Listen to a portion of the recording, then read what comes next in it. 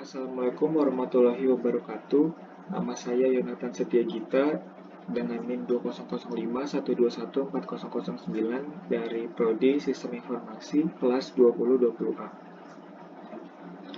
Pada kesempatan kali ini saya akan membahas mengenai sejarah internet yang dibagi menjadi 4 topik. Topik yang pertama kita akan membahas definisi, yang kedua penemuan internet, yang ketiga internet di Indonesia, dan yang keempat adalah manfaat internet itu sendiri. Untuk topik yang pertama, pengertian internet atau interconnected network merupakan jaringan komunikasi yang saling terhubung dengan media komunikasi seperti satelit, telepon, sehingga menghasilkan informasi global. Atau yang lebih simpel, komputer yang sebelumnya tidak terhubung menjadi terhubung dengan komputer lain dengan menggunakan media komunikasi tadi. Selanjutnya kita akan membahas tentang penemuan internet.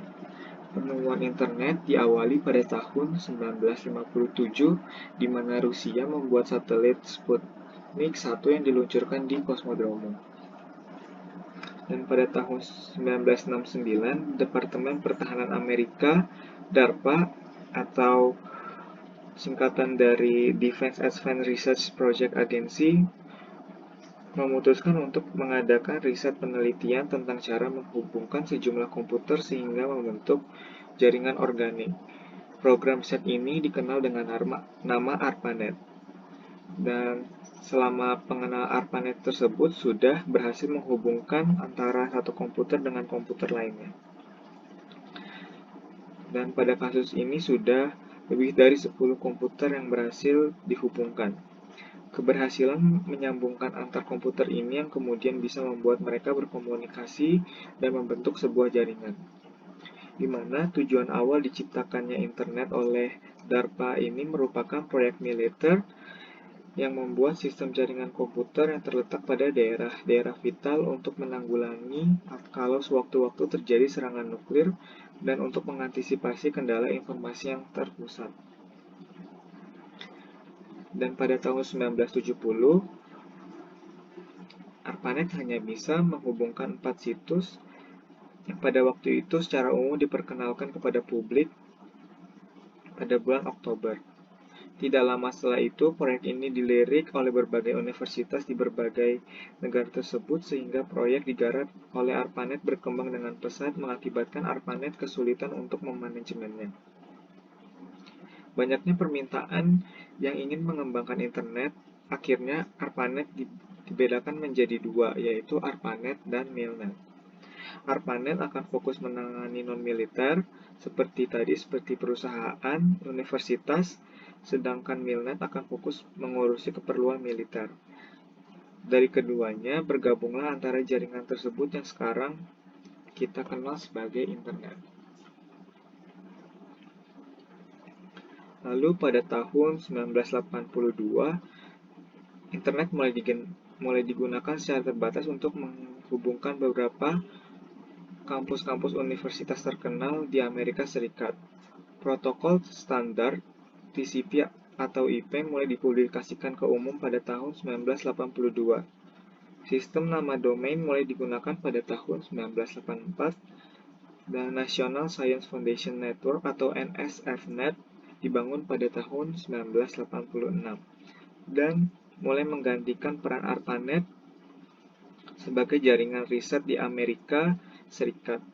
Beberapa jaringan internasional di berbagai negara mulai dihubungkan dengan NSFNet. ARPANET dibubarkan pada tahun 1990, akan tetapi internet tetap terus berkembang sampai sekarang. Dan pada tahun 1993, Internet didirikan untuk melayani pendaftaran nama domain. Lalu kita akan membahas internet di Indonesia. Pada tahun 1986, terdapat artikel terkait internet di Indonesia dari kegiatan di Amati Radio, yaitu Amateur Radio Club atau ARC di ITB. Lalu pada tahun 1992, Robi Sobikto yang memunculkan paguyuban internet, khususnya untuk komunikasi pada paket radio yang kemudian diinovasikan ke arah TCP or IP, dan teknologi paket radio kemudian diadopsi oleh rekan-rekannya.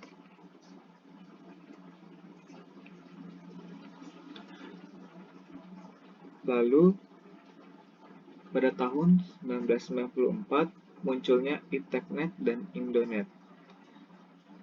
Selanjutnya, tidak diketahui kapan yang pasti warung internet ada di Indonesia. Tetapi bisa dilihat pada tahun 1996 ada beberapa toko yang mengembangkan web warnet ini, disebut salah satunya Wasantara dari PT Pos Indonesia. Dan pada tahun 1997 sampai 1998, awalnya para pionir hanya memiliki beberapa komputer yang terhubung ke internet di ruang kontrakannya. Mereka menyewakan komputer tersebut kepada orang-orang yang baru kemudian dikenal dengan istilah warnet. Akan tetapi, sebutan warnet hanyalah digunakan untuk masyarakat sekarang ini. Lalu untuk pembahasan topik yang terakhir, kita akan membahas mengenai manfaat dari internet.